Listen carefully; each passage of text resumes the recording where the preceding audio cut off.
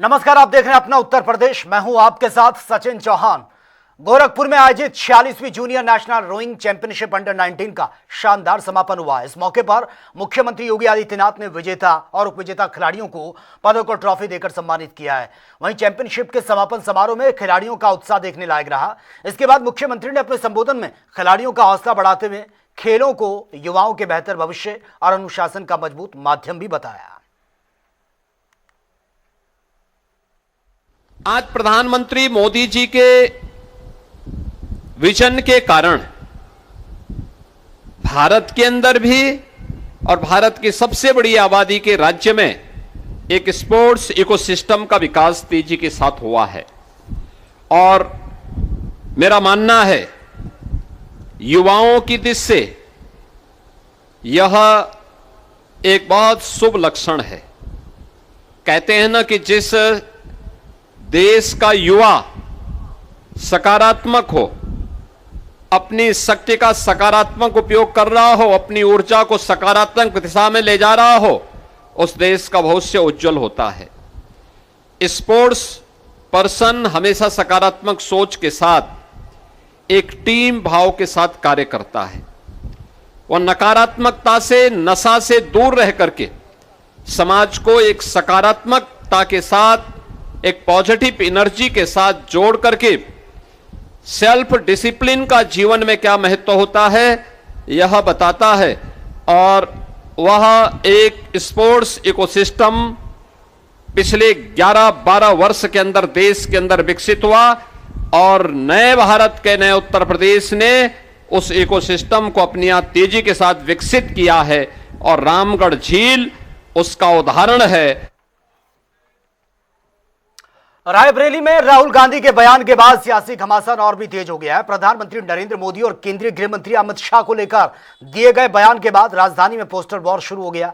शहर के कई इलाकों में कांग्रेस और बीजेपी के पोस्टर लगाए गए हैं, जहां पर एक तरफ राहुल गांधी के बयान का विरोध हो रहा है तो वहीं दूसरी तरफ बीजेपी पर पलटवार भी किया जा रहा है। देखिए, दिनेश सिंह के बारे में रायबरेली की जनता जानती है कि वो किस तरीके से राजनीति में आए। कांग्रेस पार्टी ने, गांधी परिवार ने उनको राजनीति में आगे बढ़ाया। हर तरीके से जो यथासंभव सहयोग हो सकता था पूरा सहयोग किया। और उसके बाद यदि वो गांधी परिवार को गद्दार बता रहे हैं तो इससे पता चलता है कि उनका इतिहास क्या है। जिस थाली में खाते हैं उसी में छेद करते हैं। तो सच्चाई ये है कि गद्दारी का इतिहास दिनेश सिंह का है, उनके परिवार का है। और ये रायबरेली की जनता ने 2024 में इसका जवाब भी दे दिया है, राहुल गांधी जी के नाम पर वोट लगाकर और दिनेश सिंह की जमानत जब्त कराकर। तो इस बारे में ज्यादा बोलने की जरूरत नहीं है। दिनेश सिंह चर्चा में बने रहने के लिए गांधी परिवार की ही माला जपते हैं। आज वो जहां पर है उसके लिए भी वो गांधी परिवार की वजह से थे और अभी भी भाजपा उनका जो उपयोग या दुरुपयोग कर रही है वो गांधी परिवार की वजह से कर रही है, इसीलिए वो गांधी परिवार की माला जपते हैं। हम तो यही कहेंगे कि ईश्वर उनको सद्बुद्धि दे, उनकी बुद्धि सही काम करे और रायबरेली की जनता ये सब देख रही, समय आने पर उनको सबक सिखाए। राहुल गांधी ने प्रधानमंत्री नरेंद्र मोदी को और गृह मंत्री अमित शाह को गद्दार कहा था और उस बयान के बाद देखा जाए उत्तर प्रदेश की राजनीति की जो है हलचल जो है बिल्कुल तेज हो चुकी है। उसके बाद उत्तर प्रदेश सरकार में कैबिनेट मंत्री दिनेश प्रताप सिंह ने भी कह डाला कि गांधी परिवार गद्दार है। उसको लेकर तमाम देखा जाए सियासत छिड़ी हुई है। वहीं दिनेश प्रताप सिंह के खिलाफ जो है हुसैनगंज थाने में तहरीर भी दी गई, FIR कराने को लेकर तहरीर दी गई है कांग्रेस के नेताओं के द्वारा। और उसके बाद अगर देखा जाए तो राहुल गांधी के खिलाफ भी राजधानी लखनऊ में पोस्टर लगना शुरू हो गए हैं, पोस्टर वार शुरू हो गया है। तो जाहिर सी बात है कहीं न कहीं देखा जाए जिस तरीके से राहुल गांधी का बयान आया था, राहुल गांधी ने जिस तरीके से बयान दिया था, प्रधानमंत्री नरेंद्र मोदी और अमित शाह को गद्दार बताया था, उसके बाद से लगातार राजनीतिक हलचल उत्तर प्रदेश में तेज हो चुकी है। लेकिन आखिर जो पोस्टर वार हो रहा है, आखिर पोस्टर वार क्या रूप लेगा, किस मोड़ पर, किस करवट पर बैठेगा, ये तो आने वाला वक्त बताएगा। वीडियो जर्नलिस्ट हमजा के साथ राजेश यादव, जनता टीवी, लखनऊ। उत्तर प्रदेश में विरासत संरक्षण और सांस्कृतिक पर्यटन को बढ़ावा देने के लिए सरकार ने एक नई पहल की शुरुआत कर दी है। अब आम लोग भी प्रदेश में अपना पब्लिक म्यूजियम खोल सकेंगे। दरअसल विजिट माय स्टेट अभियान के तहत शुरू की गई इस योजना का मकसद प्रदेश के ऐतिहासिक और सांस्कृतिक धरोहर को संरक्षित कर उनको आम जनता और पर्यटकों तक पहुंचाना है। सरकार का दरअसल यह मानना है कि इससे पर्यटन, निवेश और रोजगार के नए अवसर भी पैदा होंगे। उत्तर प्रदेश की धरती अपना इतिहास को सजे हुए विरासत और धरोहरों को सजोने वाली धरती है। जहां विविधताओं से भरा हुआ उत्तर प्रदेश, अपनी धार्मिक, आध्यात्मिक संस्कृति वाला उत्तर प्रदेश, और ऐसे उत्तर प्रदेश में अब हम पर्यटन की दृष्टि से केवल मंदिरों, स्मारकों और पारंपरिक स्थलों तक सीमित नहीं रहेंगे, बल्कि पर्यटन और संस्कृति विभाग लोगों को अपनी विरासत, पारिवारिक इतिहास, लोक परंपराएं और सांस्कृतिक स्मृतियों का भी पर्यटन में दिखाई पड़ेगा। इसी उद्देश्य से पर्यटन नीति 2022 हम लोगों ने इंट्रोड्यूस की, जिसमें पब्लिक म्यूजियम मॉडल को भी आगे बढ़ाने का काम किया गया है। इसके तहत आम नागरिक, परिवार, कोई ट्रस्ट, शैक्षणिक संस्थान या निजी संगठन सार्वजनिक संग्रहालयों की स्थापना करने का काम कर सकता है, और इनके स्थापना के लिए यहाँ एक और हम लोग तमाम सब्सिडीज और इंसेंटिव देने का काम कर रहे हैं। साथ ही साथ विशेष रूप से जो हमारे महिला अगर एंटरप्रेन्योर हैं या इच्छुक हैं या SC ST के कोई इस तरह के कोई हमारे साथी इंटरेस्टेड हैं, तो उनको अतिरिक्त रूप से छूट देते हुए ऐसे संग्रहालयों की स्थापना के लिए प्रोत्साहन करने का काम कर रहे हैं। हमारे परिवारों के पास, संस्थाओं के पास दुर्लभ पांडुलिपियां हैं, ऐतिहासिक तस्वीरें हैं, स्वतंत्रता आंदोलन से जुड़ी हुई तमाम स्मृतियां हैं, लोक कला और जन संस्कृति के। सहारनपुर में भीषण गर्मी के बीच लेखपाल भर्ती परीक्षा कड़ी सुरक्षा व्यवस्था और शांतिपूर्ण माहौल में संपन्न हुई है। जिले में बनाए गए 24 परीक्षा केंद्रों पर बड़ी संख्या में अभ्यर्थियों ने परीक्षा दी है। वहीं परीक्षा को नकल विहीन और पारदर्शी बनाने के लिए प्रशासन पूरी तरह से एक्टिव नजर आया। परीक्षा केंद्रों पर शीतल पेयजल, बिजली, सुरक्षा के विशेष इंतजाम किए गए थे, जबकि सभी इलेक्ट्रॉनिक उपकरणों पर पूरी तरह से प्रतिबंध रहा है। मैं मेरठ के क्षेत्र से जानी खुद गांव से आता हूँ। कैसा रहा एग्जाम आज का? पेपर अच्छा है, इजी टू मॉडरेट है, करने लायक इसमें कम से कम 70 सवाल है। एग्जाम बहुत अच्छा रहा है आज का, इजी टू मॉडरेट एग्जाम आया है, इतना भी कोई टफ नहीं था। अगर किसी बंदे ने अच्छी तैयारी की होगी तो निकाल ले जाएगा। व्यवस्था कैसी थी? व्यवस्था बहुत अच्छी थी। गर्मी थी जैसे तो तमाम नहीं, कोई नहीं। और देवरिया में 22 मई को मुख्यमंत्री योगी आदित्यनाथ 655 करोड़ 45 लाख रुपए की 19 विकास परियोजनाओं का लोकार्पण और शिलान्यास करेंगे। आपको बता दें कि पोखर भिंडा में आयोजित कार्यक्रम में सड़क, स्वास्थ्य, शिक्षा, बुनियादी सुविधाओं से जुड़ी योजना जनता को समर्पित की जाएंगी। इनमें प्रमुख सड़क परियोजनाओं पर भी 366 करोड़ से ज्यादा यह खर्च होना है, जिससे जिले की यातायात व्यवस्था और विकास को नई गति मिलने की उम्मीद है। कल माननीय CM सर का यहाँ पे आगमन है 10:30 बजे, और यहाँ पे अभी हेलीपैड की तैयारी हो गई है, ऑलमोस्ट अभी बन गया है, और टेंट की तैयारी हो रही है, और कुर्सियाँ विर्सियाँ भी लग रही है, और सेफ हाउस भी बन रहे हैं, और पूरी ऑन टाइम चल रहा है। बाय शाम तक हम सब तैयारी रखेंगे, और अनुमानित है कि हम लोग अधिक से अधिक लोगों को अलग अलग ब्लॉक से यहाँ बुला ले, ताकि अपने स्तर से ही आ जाए, उनको प्रेरित करके यहाँ तक बुला ले, ताकि CM सर का उद्बोधन, आशीर्वचन, मार्गदर्शन हम सब लोग मिलकर प्राप्त कर सके, ताकि जिले की और हम लोग आगे बढ़कर विकास कर सके। सर, एक बड़ी जनसभा का भी यहाँ कार्यक्रम है, कितने लोगों की आने की उम्मीद है? अभी तक तो हम लोगों ने कुर्सियां तो ज्यादा की अनुमानित किया है, लेकिन कोशिश है कि हर ब्लॉक से हम लोग 200-300 लोग हम कोशिश कर रहे हैं, हर ब्लॉक से इतने लोग आ जाए, ताकि अधिक से अधिक लोग अपने स्तर से ही आए, प्रेरित करके ले आए। हम लोग कुछ हमारे ब्लॉक ऑफिसर साथ में ले आएंगे, तो ये करके अधिक से अधिक लोगों को यहाँ पे लाएंगे, ताकि अधिक से अधिक लोग इस प्रोग्राम का देख सके। सुरक्षा को लेकर किस तरह? लगातार हम और कप्तान साहब इंस्पेक्शन भी कर रहे हैं। कल रात में भी किया था हम लोगों ने, सुबह से भी किया है, और हर पॉइंट पे हम लोग ड्यूटी लगाएंगे। स्टेज के आसपास, सेफ हाउस के आसपास, हेलीपैड के आसपास, एंट्री एग्जिट के आसपास, हर पार्किंग स्पॉट के आसपास, ताकि कोई भी तरह का किसी भी कोई इशू ना रहे। तो सब आइडेंटिफाइड है, अब सब आदेश भी जारी हो जाएगा और सबकी कलेक्टिव एक ब्रीफिंग भी हो जाएगी ताकि किसी प्रकार के कोई इशू ना। कल 22 तारीख है। 22 तारीख को जनपद देवरिया का थाना क्षेत्र कोतवाली के अंतर्गत माननीय मुख्यमंत्री जी का कार्यक्रम प्रस्तावित है। आप जैसे देख सकते हैं मेरे पीछे, कार्यक्रम के लिए जर्मन हैंगर और हेलीपैड बन रहा है। पुलिस द्वारा हर ड्यूटी पॉइंट चिन्हित किया गया है और ड्यूटी डिप्लॉयमेंट का ड्यूटी चार्ट भी बन रहा है। ट्रैफिक डाइवर्शन प्लान्स भी तैयार हो गया है हमारा, और साथ साथ ट्रैफिक डाइवर्शन प्लान्स जो है हम लोग मीडिया के माध्यम से, सोशल मीडिया के माध्यम से यहाँ पर प्रचार प्रसार भी किया जा रहा है। सुरक्षा के दृष्टिगत रखते हुए हर तरीके के ड्यूटी प्लान किया जा रहा है। तो कितनी फोर्स लगाई गई है? आवश्यकता के अनुसार अभी ड्यूटी चार्ट बन रहा है, आवश्यकता के अनुसार आवश्यक पुलिस डिप्लॉय की। इस समय हम मौजूद हैं देवरिया के पोखरभिंडा ग्राम सभा में, जहां पे कल मुख्यमंत्री योगी आदित्यनाथ का आगमन होने वाला है। कल इसी मंच से योगी आदित्यनाथ देवरिया की जनता को संबोधित करेंगे और देवरिया की जनता को 655.45 करोड़ रुपए की सौगात देंगे। यहाँ पे व्यवस्था चुस्त दुरुस्त की गई है। शासन प्रशासन पूरी मुस्तैदी से कल यहाँ पे मौजूद रहेगा। सुधीर पांडे, जनता टीवी, देवरिया। फिलहाल यहां रुकेंगे, एक छोटे से ब्रेक, लौटेंगे कुछ और खबरों के साथ।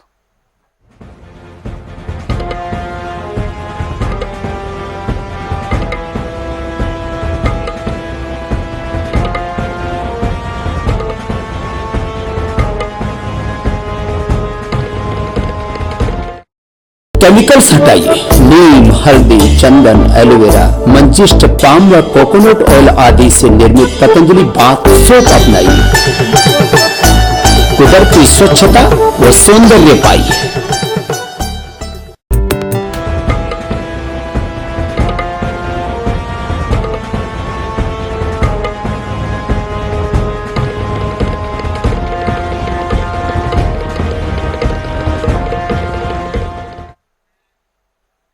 और उधर हाथरस जिले में तैनात 3 उप जिलाधिकारियों को प्रमोशन देकर अब अपर जिलाधिकारी यानी कि एडीएम बना दिया गया है। आपको यह भी बता दें कि सादाबाद के एसडीएम मनीष चौधरी, एसडीएम प्रज्ञा यादव और साथ ही एसडीएम लवजीत कौर के प्रमोशन की खबर मिलते ही प्रशासनिक महकमे में खुशी का माहौल देखने को मिला है।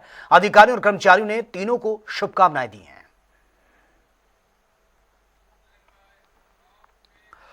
और वहीं बांदा में 48 डिग्री के भीषण गर्मी के बीच जिला प्रशासन के इंतजामों पर अब सवाल उठने लगे हैं।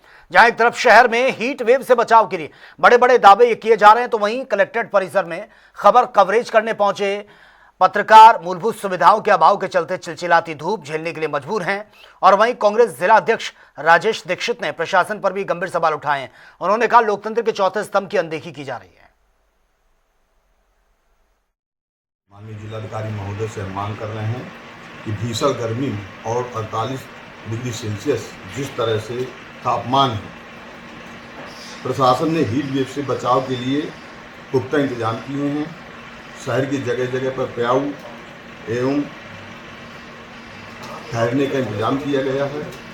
पशु पक्षियों के लिए पानी और दाने का इंतजाम किया गया है। प्रशासन ने एडवाइजरी जारी की है कि जरूरी काम ना हो तो घर से बाहर न निकलें। लेकिन इन तमाम इंतजामों के बीच लोकतंत्र के चौथे स्तंभ पत्रकार बंद हमारे उपेक्षित है।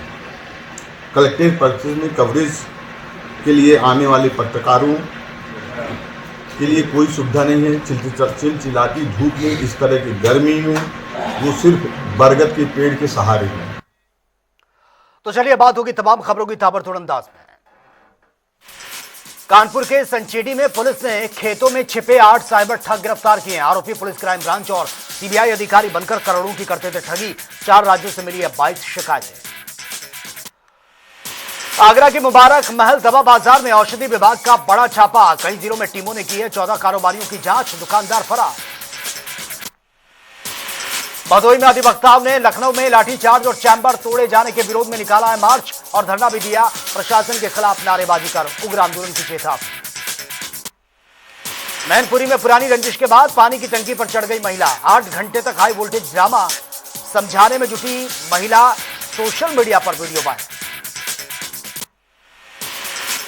लखनऊ में मौलाना के गाय को राष्ट्रीय पशु घोषित करने की उठाई मांग, मुसलमानों से गौमांस से परहेज की दोहराई अपील।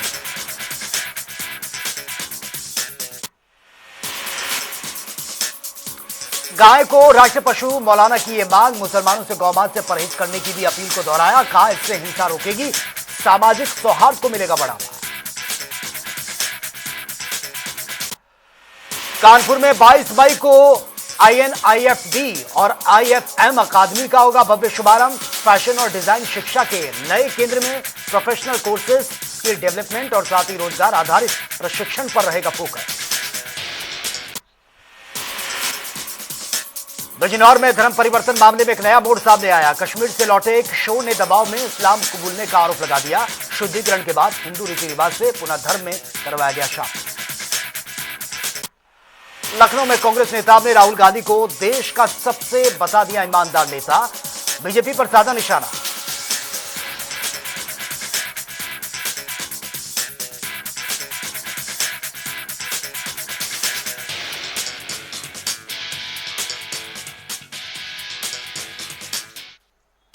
चलिए आगे बढ़ते हैं। प्रयागराज में अधिवक्ताओं और जूनियर डॉक्टर्स के बीच जो विवाद है वो लगातार बढ़ता जा रहा है।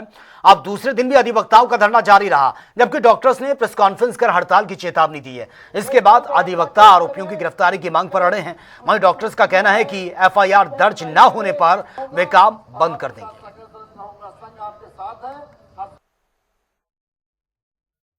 SRN में जहां कल अधिवक्ता और जूनियर डॉक्टरों के बीच में झड़प हुई, जहां एक तरफ डॉक्टर धरने पर बैठे हैं तो दूसरी तरफ अधिवक्ता कल से यहां पर धरने पर बैठे हुए हैं और महिला अधिवक्ता से जिस तरह से विवाद हुआ था वो भी यहां मौजूद है। हम पहले बात कर लेते हैं। ये बताइए, कल आप लोग से विवाद हुआ और जिस तरह से आप लोग धरने बैठे हैं, कल से FIR दर्ज हो गई, अब क्या मांगे? हमारी मांग बस इतनी सी है, जिन डॉक्टरों ने, मेल डॉक्टरों ने महिला अधिवक्ता को बंदी बनाकर मारा, हम लोग के साथ उल्टी सीधी हरकतें की, उनकी गिरफ्तारी चाहिए हम लोगों को। आज डॉक्टरों ने प्रेस वार्ता की है, उनका कहना है कि जिस तरह से एक तरफी उन पर FIR हुई है, अगर आप पर FIR नहीं होती तो कल 8 बजे से वे धरने पर जाएंगे, स्ट्राइक करेंगे और कल ये सांकेतिक होगी, उसके बाद अनिश्चितकालीन पर जाते हैं। वो क्या कहेंगे? अरे डॉक्टर खरगोश होते हैं, दे कैन नॉट फाइट, ठीक है। और शहर के हर डॉक्टर को लगभग जानता हूँ, खरगोश होते हैं। और देखिए जो सर्विसेज वो देते हैं वो इमरजेंट सर्विसेज होती हैं। एक हमारे यहाँ वकील साहब की पिटीशन थी, उसमें एक कंटेम्प्ट एप्लीकेशन फाइल हो जाएगी, they will have to come back to the work. तो दे आर खरगोश इनफैक्ट। देखिए खरगोश इनफैक्ट बोल रहे हैं, मगर ये बताइए जूनियर डॉक्टरों से जिस तरह से विवाद की हमेशा घटना आती है, अब डॉक्टर भी एक तरफ उग्र मूड में है, तो क्या कहेंगे? देखिए हमारा बस इतना सा कहना है कि जिस तरह जैसे लोगों में पूरे भारत के पूरे दुनिया भर में डॉक्टरों को एक भगवान का रूप दर्जा दिया जाता है, हमारी आपसे बस इतना सा कहना है कि हमारी क्या आपसे दुश्मनी थी। अगर महिला अधिवक्ताओं के साथ जो इनके प्रैक्टिशनर थे साथ में, उनका अगर एक्सीडेंट हो गया था, ये मौके पे गई थी, तो उनका अगर आप इलाज कर दिए होते सरलतापूर्वक तो क्या ये विवाद होता? आखिर इन लोगों के द्वारा या आपके द्वारा जो भी मौके पे चीजें हुई हैं वो क्यों हुई हैं, इसका जवाब दे दें। या आपने हमारे साथी महिला अधिवक्ताओं के साथ जिस तरह से दुर्व्यवहार किया, जिस तरह से इनके ऊपर प्रहार किया, आपने ये भी नहीं सोचा कि ये महिलाएं हैं। कोई महिला, आप सब जानते हैं कि महिला कच्चे दिल की होती है। अगर इनके साथी किसी महिला अधिवक्ता का पैर टूट गया है, फ्रैक्चर हो गया है, ब्लीडिंग हो रही है, तो इनका दिमाग थोड़ा सा चीजें हो जाती है कि किस तरह से उनके साथ इनका जितनी जल्दी हो सके ट्रीटमेंट हो जाए। तो क्या अगर आप उस समय इनका ट्रीटमेंट कर दिए होते तो क्या ये चीजें हुई होती है? आपने क्यों नहीं किया, इस बात का जवाब दीजिए। आपने मारा पीटा क्यों? और लोगों से बात कर लेंगे। ये बताइए, आप लोग जिस तरह से महिला के समर्थन में हैं, तो किस तरह से आप लोग आगे अपना स्टैंड रखते हैं? देखिए बहुत दुखद है कि इलाहाबाद में ऐसे डॉक्टरों ने ऐसा बिहेव किया है। डॉक्टर को लोग बहुत शांति का प्रतीक मानते हैं, व्हाइट कोट पहनने वाले हैं। हम लोग न्याय का प्रतीक हैं, ब्लैक कोट पहनने वाले हैं। और ये कुछ गलत नहीं था कि पेशेंट को एक सरकारी हॉस्पिटल ले गई और हमारी कुछ महिला अधिवक्ता ही ले गई, उनके साथ अभद्रता की गई, उनको बंद करके मारा पीटा गया मेल्स के द्वारा। क्या जरा सा भी मैनर नहीं था डॉक्टर्स के अंदर? ये पढ़ लिख रहे हैं कि इनको क्या पढ़ाया लिखाया जाता है? जैसे कि जूनियर डॉक्टर को जिस तरह सवाल खड़े करें कि पढ़ाया लिखाया जाता है, आपको क्या लगता है जूनियर डॉक्टर? हमें तो लगता है कि स्वरूप रानी का ये कोई पहला वाकया नहीं है। लगातार आप लोग पेपर के माध्यम से, मीडिया के माध्यम से, सोशल मीडिया में देखते रहे होंगे कि इनका बिहेवियर इस तरीके का कि जब भी आप इनको देखेंगे ये कभी भी किसी से भी माइनर से तरीके से बात नहीं करते।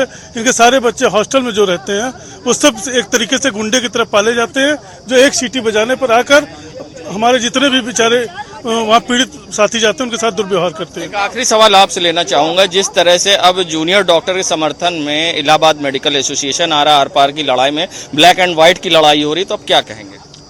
ये डॉक्टर जो है ड्रैकुला के रूप में बैठे हुए हैं। हमको तो शर्म आनी चाहिए इस मेडिकल एसोसिएशन को, जो डॉक्टर अपने मरीज का इलाज करना चाहिए उसका इलाज ना करके अपने कर्तव्यों में कोताही बरत रहा है, उसका ये प्रश्रय संरक्षण प्रदान कर रहे हैं। और शर्म आनी चाहिए पुलिस को, जो इतना शिथिल लापरवाह है कि वो चिन्हित अधिवक्ता डॉक्टर जो महिला अधिवक्ता के साथ मारपीट कर रहा है उसको जो है पकड़ नहीं पा रहे हैं।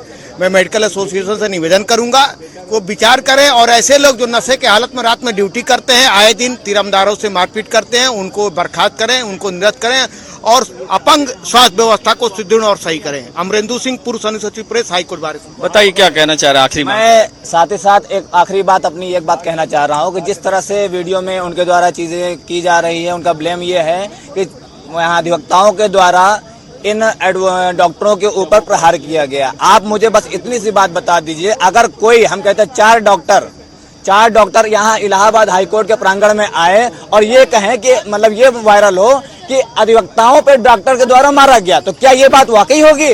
जिस तरह से वीडियो में आप देख रहे हो 200-250 के झुंड में लोग आ रहे हैं, एक एक अधिवक्ताओं को मार रहे हैं, तो क्या उनके प्रांगण में कोई 4 महिला अधिवक्ता उनको मार पाएगी? क्या ये सही है? तो देखिए एक बड़ा आरोप है एक दूसरे पर, मगर देखना होगा कि अब ब्लैक एंड व्हाइट की जो लड़ाई आर पार की है वो क्या रुक लेगी, क्योंकि जिस तरह से धरने पर लगातार अधिवक्ता बैठे, उधर डॉक्टर बैठे, अब उनके समर्थन में मेडिकल एसोसिएशन भी उतर आया। अब देखना होगा कि इस पर किस तरह की कार्रवाई होती है, आने वाला वक्त बताएगा। वीडियो जर्नलिस्ट रामू कुशवाहा के संग सैयद मोहम्मद आमिर, प्रयागराज।